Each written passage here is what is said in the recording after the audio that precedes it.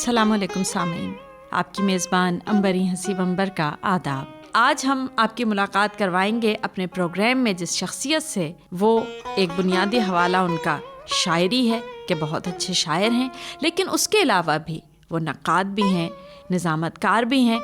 آپ سمجھ گئے ہوں گے ہماری مراد ہے سلمان صدیقی صاحب سے۔ خوش آمدید کہتے ہیں سلمان صدیقی صاحب۔ شکریہ عنبری نصیب، بہت بہت شکریہ۔ مشاعرے کبھی ہماری تہذیب و ثقافت کا ایک اہم حصہ ہوا کرتے تھے۔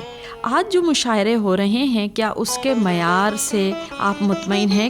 میں ذاتی طور پر یہ سمجھتا ہوں کہ مشاعرہ دراصل پیغام رسانی کا ایک ذریعہ ہے۔ شاعر اپنا پیغام، اپنے احساسات، اپنے مشاہدات شعر کی شکل میں اپنے سامع تک پہنچاتا ہے۔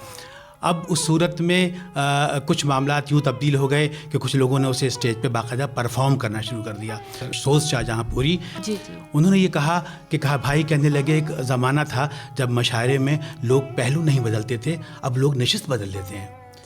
تو یہ وہ تہذیبی رویہ تھا مشاعرے سے منسلک جو اب تک چلا آ رہا تھا، اور اب اس کی پاسداری اس طرح نہیں ہو پا رہی ہے۔ آپ کے خیال میں اس کا ذمہ دار کون ہے؟ شاعر، سامع، منتظم، یا ہمارا آج بہت بڑا ہوا گلیمر پوری زندگی میں کون ہے اس کا میرے ذمہ خیال دار؟ میں تفریح کا عنصر لوگوں میں زیادہ دلچسپی پیدا کر رہا ہے، یا وہ اس میں وہ اپنے آپ کو زیادہ ریلیکس فیل کر رہے ہیں۔ حالانکہ یہ ایک منفی رویہ ہے۔ تفریح بھی ہونی چاہیے، لیکن سنجیدہ گفتگو، سنجیدہ باتوں اور سنجیدہ ادب کی بہرحال اپنی ایک اہمیت ہے۔ یہ آپ نے اس سے ایک اور سوال ہمارے ذہن میں آ گیا، لیکن ہم چاہیں گے پہلے آپ سے کچھ کلام سن لیں، ہمارے سامعین تک پہنچے، اور پھر اس پر دوبارہ بات کریں گے کہ یہ جو ہمارے ہاں اس قدر بڑھتا ہوا رجحان ہے تفریح کا، اس کا سبب کیا ہے؟ اس پہ ہم بات کریں گے، لیکن پہلے آپ سے غزل سنیں گے۔ میں غزل کے چند اشعار کہ دل سے مجبور ہوئے، ایک مطلع تازہ غزل کا جو میں نے کم پڑھی ہے آج آپ کے پروگرام میں، بلکہ آپ کے سامعین اور آپ کے ساتھ شیئر کر رہا ہوں کہ دل سے مجبور ہوئے درد کے مارے ہوئے ہم، کیا کہیں؟ دل سے مجبور ہوئے درد کے مارے ہوئے ہم، راہ میں بیٹھ گئے پاؤں پسارے ہوئے ہم۔ واہ واہ واہ۔ راہ میں بیٹھ گئے پاؤں پسارے ہوئے ہم، اور کچھ طلب اور بجز اس کے ہمیں تم سے نہیں، کچھ طلب اور بجز اس کے ہمیں تم سے نہیں، اتنا کہہ دو کہ چلو اب سے تم ہارے ہوئے ہم۔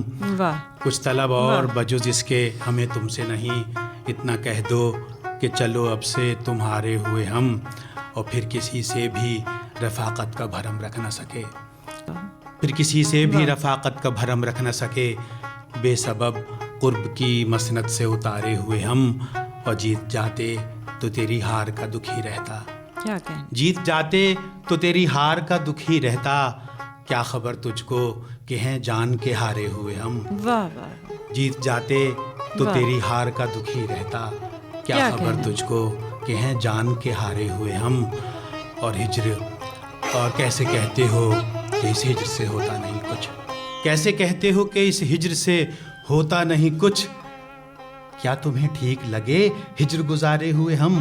واہ۔ اور آخری شعر اس غزل کا کہ شرط رکھی تھی محبت میں اطاعت اس نے، شرط رکھی تھی محبت میں اطاعت اس نے، سر سے آداب کیا اور کنارے ہوئے ہم، واہ۔ سر سے آداب کیا اور کنارے ہوئے ہم۔ واہ واہ، سبحان اللہ۔ جی سامعین، آپ نے سلمان صدیقی صاحب کی غزل ملاحظہ کی۔ آپ کا ایک شعری مجموعہ منظر عام پر آ چکا ہے سر دست کے نام سے۔ ہمارے ہاں یہ ہوتا ہے کہ لوگ کوشش کرتے ہیں کہ دھڑا دھڑ کتابیں آتی رہیں، اور اب شاید بڑا شاعر ہونے کا ایک پیمانہ یہ بھی ہو چکا ہے کہ اتنے شعری مجموعوں کے خالق، بلکہ ہو یہ رہا ہے کہ پچھلی ہی غزلوں نظموں کو ملا کے اس میں 2-3 صرف نئی چیزیں شامل کر کے ایک نیا مجموعہ بنا دیا جاتا ہے تاکہ تعداد بڑھتی رہے۔ آپ نے بڑا وقت لگایا اپنا شعری مجموعہ لانے میں، اس کے سبب شعوری آپ کی کاوش تھی، اور آپ سمجھتے ہیں کہ شاعر کو وقت لینا چاہیے؟ کیا سوچ کر آپ نے اپنے شعری مجموعے میں اتنا وقت لگایا؟ نہیں، بڑی درست آپ نے کہا کہ شعری مجموعے میں وقت لگنا چاہیے، اور یکے بعد دیگرے شعری مجموعے لانے سے نہ آدمی بڑا شاعر بن جاتا ہے، اور نہ اس کی اس طرح سے ایک پہچان بن پاتی ہے شاعری کے میدان میں یا اس کے پلیٹ فارم سے۔ اور میں یہ سمجھتا ہوں کہ بہت سوچ سمجھ کے شعری مجموعہ لانا چاہیے۔ وجہ یہی تھی کہ آپ نے یہ جانا کہ آپ اب تک آپ نہ جانے کتنے لا سکتے تھیں، اور لے آئے لوگ، لیکن میرا خیال ہے کہ اس اتنی زود گوئی اور زود طبعی سے طبعات کے معنوں میں طبع کہوں یا طبعاتی سے میں نہیں سمجھتا کہ کوئی آپ کے شعری منصب پہ اثر پڑتا ہے. آپ کا کلام، آپ کی اہمیت. بہت سے شعراء آپ جانتی ہیں ایک اپنے ایک مجموعہ پر زندہ ہیں. بڑی مثال شکیب جلالی کی ہے. ایک اس کا پتلا سا شعری مجموعہ ہے اور وہ ایک اس کی پہچان ہے، بلکہ وہ ایک مائل اسٹون ہے. وہاں سے شعری رویے تبدیل ہوئے، نوجوانوں نے اسے اڈاپٹ کیا اور اس کے مطابق شعر کہنے کی کوشش کی.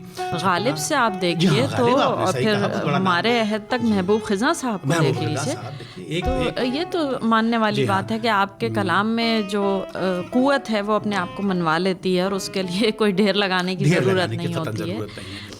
اور ہمارا جہاں تک سوال ہے تو یقیناً جب ہمارے سینئرز نے یہ کہنا شروع کر دیا کہ بھائی اب تم شعری مجموعہ لے آؤ، تو ذرا ہمت پیدا ہوئی کہ اچھا آپ کچھ ایسا کہنے لگے ہیں کہ سینئرز بھی یہ محسوس کر رہے ہیں. تو یہ بڑی اہم بات ہے. آپ جب شعر کہتے ہیں کس کو سب سے زیادہ اہمیت دیتے ہیں؟ اپنے آپ کو، اپنے عام قاری کو، نقاد کو؟ کس کی اہمیت آپ کی نظر میں سب سے زیادہ؟ میں ذاتی طور پر جس بنیاد پر میں شعر کہتا ہوں وہ بنیاد میرے مشاہدات ہیں، وہ سماجی زندگی ہے جو میرے تجربے میں آ رہی ہے. وہ معاشرتی حالات ہیں، ملک کے عام زندگی کے، لوگوں کی ذہنی کیفیات کے. تو آپ اگر کسی وقت میں شاید آپ غور کریں کہ دیکھیں کہ میرے کلام میں وہ باتیں زیادہ ہوتی ہیں جن کا تعلق زندگی سے ہے عام طور پر. ہاں میں اپنی بات بھی کرتا ہوں کیونکہ بہرحال شاعری میں سب سے پہلے تو شاعر اپنے آپ کو لکھتا ہے. ظاہر ہے. اور جو آپ کہہ رہے ہیں کہ سماج اور خدا اور کائنات اور اس کے ساتھ ذات بھی، یہ پوری ایک تکون ہے، اس کو آپ الگ نہیں کر سکتے. شاعر تو موجود رہتا ہی ہے. تو آپ کا کلام بھی سنتے ہیں تاکہ ہمارے سامعین بھی اس میں مزید اپنے آپ کو شامل محسوس کریں اور ان کے مسائل اور مصائب بھی آپ کی شاعری میں آتے رہیں. میں ایک غزل اور پیش کرتا ہوں آپ کے سامعین کے لیے کہ راہ کے خوف کو یوں دل سے نکالے ہوئے ہیں. واہ. راہ کے خوف کو یوں دل سے نکالے ہوئے ہیں، خود کلامی ہی سے ہم خود کو سنبھالے ہوئے ہیں. واہ واہ، کیا بات. وقت اچھا تھا تو احباب نے گھیرا ہوا تھا، ہے برا حال تو ہم اپنے حوالے ہوئے ہیں. واہ واہ. وقت اچھا تھا تو احباب نے گھیرا ہوا تھا، ہے برا حال تو ہم اپنے حوالے ہوئے ہیں. کیسے دیکھیں گے بھلا آپ کو بدلا ہوا ہم، سو ملاقات کو آئندہ پہ ٹالے ہوئے ہیں. واہ. نیند میں بھی میں تمہیں ڈھونڈنے نکلا ہوں کہیں، رات یوں ہی تو نہیں پاؤں میں چھالے ہوئے ہیں. واہ. ہیں جہاں لوگ زر و مال و مناصب کے اسیر، ہم وہاں پیار کے سکے کو اچھالے ہوئے ہیں. واہ. اور مدتوں حسن کی تعریف کو ڈھونڈا ہم نے. واہ. مدتوں حسن کی تعریف کو ڈھونڈا ہم نے، تب کہیں جا کے تمہیں دیکھنے والے ہوئے ہیں. مدتوں حسن کی تعریف کو ڈھونڈا ہم نے، تب کہیں جا کے تمہیں دیکھنے والے ہوئے ہیں. اور آخری شعر اس غزل کا کہ روشنی تھی ہی نہیں خانہ ویراں میں میرے. کیا روشنی تھی ہی نہیں خانہ ویراں میں میرے، آپ آئے ہیں تو اس گھر میں اجالے ہوئے ہیں. واہ. آپ آئے ہیں تو اس گھر میں اجالے ہوئے ہیں. راہ کے خوف کو یوں دل سے نکالے ہوئے ہیں، خود کلامی ہی سے ہم خود کو سنبھالے. واہ واہ، کیا کہنا ہے. بہت خوب. اچھا سلمان صدیقی صاحب، آپ کا ایک حوالہ تنقید بھی ہے اور آپ خود شاعر بھی ہیں. آپ نقاد کو کتنی اہمیت دیتے ہیں اور آپ کے خیال میں ایک یعنی شاعری میں نقاد کا کیا کردار ہے؟ دیکھیے امبیر، بہت سے لوگوں نے یہ بات کہی اس طرح کہنے کہ صاحب نقاد کی ضرورت ہی کیا ہے. تخلیق آ گئی، پڑھنے والے نے پسند کر لی یا نہ پسند کر لی، اب اس میں مزید ہاں یہی تنقید کا بنیادی پیمانہ ہو گیا، ختم ہو گئی بات. میں یہ سمجھتا ہوں کہ تخلیق کار کے پیرالل جو شخص چل رہا ہوتا ہے وہ نقاد ہوتا ہے. اس لیے کہ ادب ہمیشہ سے شاعری کی اس پاپولر سطح سے ہٹ کر اگر آپ دیکھیں تو ادب دراصل خاص لوگوں کا مسئلہ رہا ہے، جو ادب کو سمجھتے ہیں، اس کی معنویت کو کنسیو کرتے ہیں. عام آدمی کو سمجھانے کے لیے ہمارے پاس کون سا شخص ہے جو یہ سمجھائے کہ امبرین نے کیا لکھا ہے اور وہ کیا کہنا چاہتی ہیں اور اس شعر میں کتنی تہیں ہیں اور وہ تہیں کن کس جانب اشارہ کر رہی ہیں. اس کے لیے ہمارے پاس نقاد کا ہونا ضروری ہے.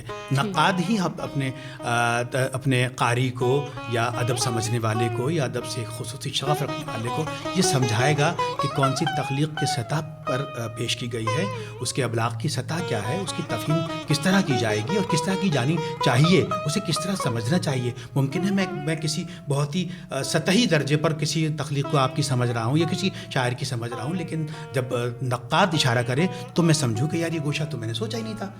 اور واقعی یہی بنیادی گوشہ ہے جو اس کلام میں ہے. تو نقاد کی اہمیت بہرحال ہے. نقاد کے بغیر نہ ہم ادب کو اس طرح فروغ دے پاتے ہیں اور نہ اس کی تفہیم میرے خیال میں ممکن ہے. بہت بہت شکریہ. یقیناً ہمارے سامعین کو اندازہ ہوا ہوگا کہ ادبی سرگرمیاں کس نہج پر ہیں. خدا حافظ.